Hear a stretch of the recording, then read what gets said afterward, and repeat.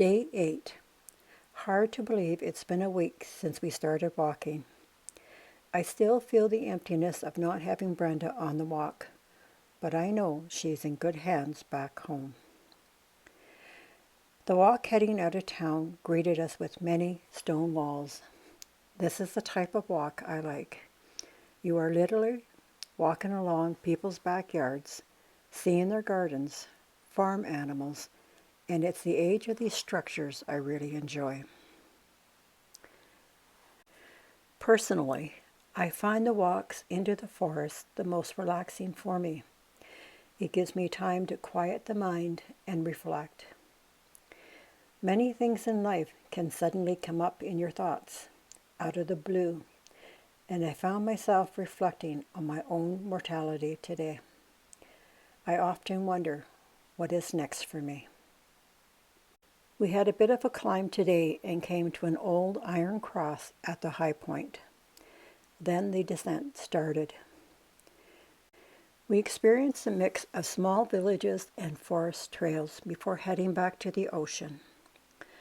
On one of the hills down, we came across a food trailer and a dog came out to greet us.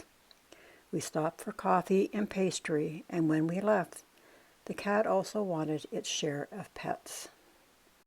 We could see villages as we made our descent, enjoying the views before arriving at our destination.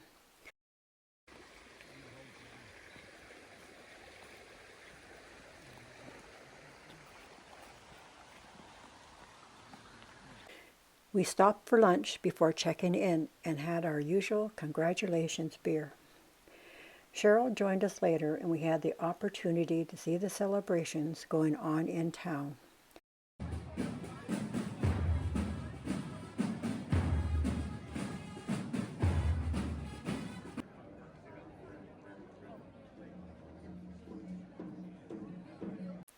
Our best interpretation was it was a ceremony for the fishermen. Later on, we headed towards the waterfront to have dinner, and we managed to stay out late enough to see an amazing sunset, see the streetlights come on, and the celebration for the locals continued on into the night.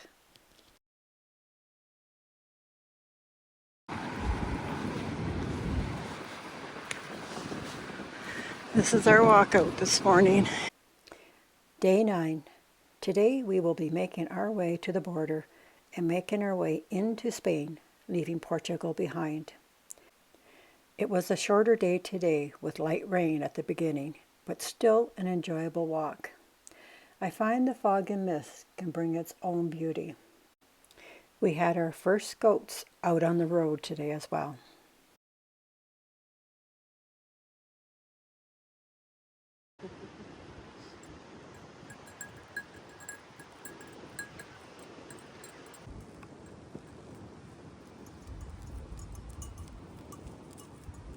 It wasn't much longer where we came to a church, got our stamp, and you can also light a candle.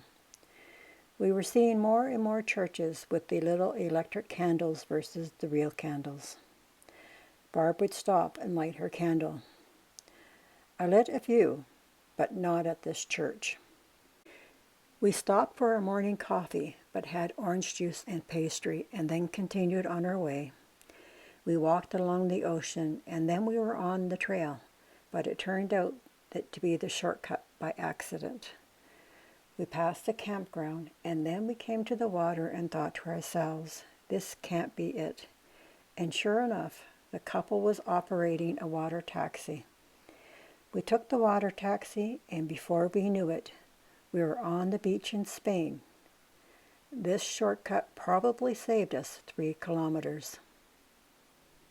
The boardwalk continues to Alberta, and it was a beautiful walk. The breeze kept the heat at bay, and we came across certain trees with painted art on them, and when you would stand at the correct spots, you would see it come together. We managed to find a nice spot by the water to sit and have a break before heading into town.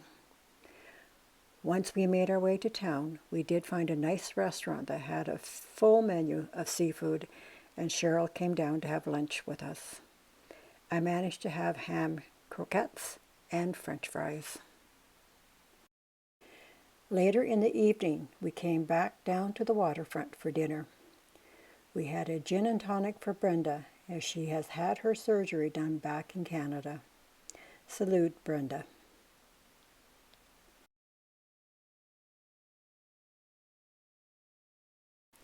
Day 10.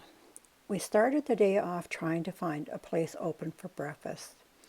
We made our way down to the waterfront as we walked along the coast again today, and it felt so enjoyable to be walking village to village.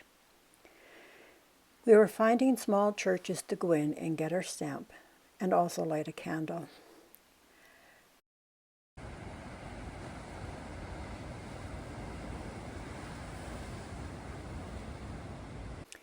A while later, we found a spot by the water to stop and have coffee and a croissant.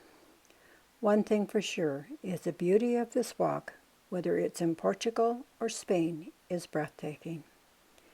It's nice to see the farm animals, and these two horses didn't disappoint, as they were used to the pilgrims coming along for a selfie. One of them was trying to bite my backpack to see if there was something in there for him. Ironically, I was finding many tiny homes along the way, and I thought this would be a nice place to live. And then I would find another, and same thing. I would love to come back to Spain and live for at least a year.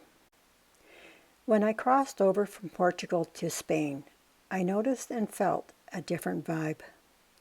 Maybe it's me, but I felt more comfortable and just at home while in Spain, and I felt this way when I did my Camino in 2017. We continued on to Oya, and we found a bar where we stopped for lunch, and our view was the Oya Monastery. We planned to go see the monastery after lunch, but it was closed for renovations. Even though we didn't get a chance to go inside and see, it was still very beautiful. Again, being in awe with the age of the structure and the presence I felt being there. We still had a few hours to our destination, walking along the coast, seeing farm animals, and then arriving at our destination for the evening. We are staying at an albergue and had no idea if two twins meant a bunk bed. Thankfully, no bunk beds. The beauty of this albergue was the terrace, where we had our beers and enjoyed the view of the ocean. We were able to watch a sunset. The last few evenings we have been blessed with amazing sunsets, and this one did not disappoint.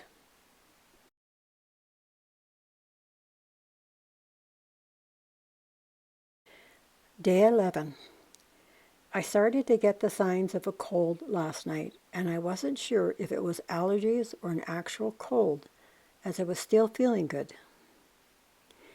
We came across a bunch of painted rocks by a Camino marker. I have no idea what they represent, but we stopped and we enjoyed what people had created.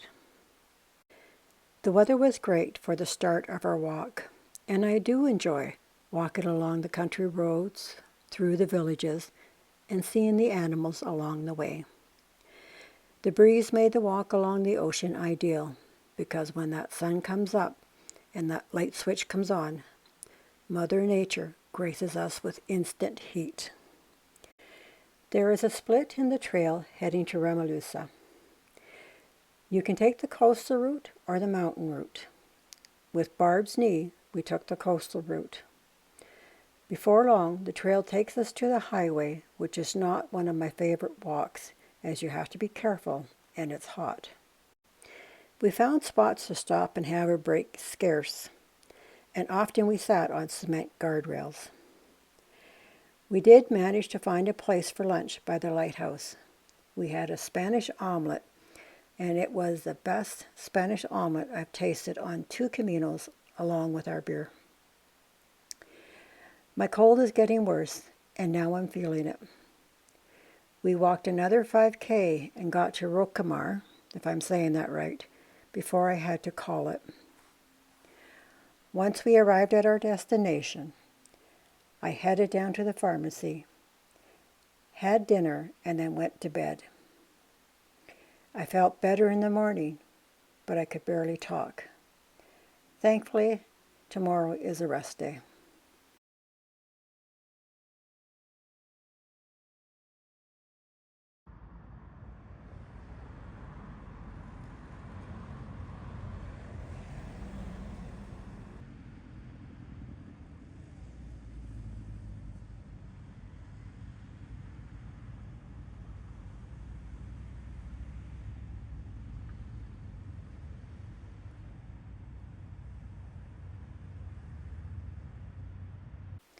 I'm so thankful it's a rest day. My voice was pretty much done, but the fever broke last night. I had laundry to do today, and when I was finished, I decided I wanted to take a walk around town to help clear my head. I had no idea how long of a walk I would do. I stopped and enjoyed the sanctuary, watching the crane, hoping it would catch a fish, and then seeing the fish when I walked over the little bridge. It was weird seeing pilgrims walk in the opposite direction I was going, but when I saw them, I wished them a buen camino. I continued walking along the beautiful beach, looking out at the marina, and noticed the fort. I was hoping the fort was open and I could go visit. Sure enough it was, and the cost was €1. There was hardly anyone visiting, and I was able to stop and pause and enjoy the scenery, being in the moment. It was so relaxing and peaceful, and I was able to just take my time. I love these old structures, and I could barely believe how few people were visiting it. I so enjoyed being out on my own today. I was feeling much better than yesterday, but still could barely talk. After I was done visiting the fort, I went to the nearby tourist office for a stamp, and they gave me a booklet on the criteria for the Compostela. These booklets are available in several different languages. Afterwards, I went to go and find a spot for lunch.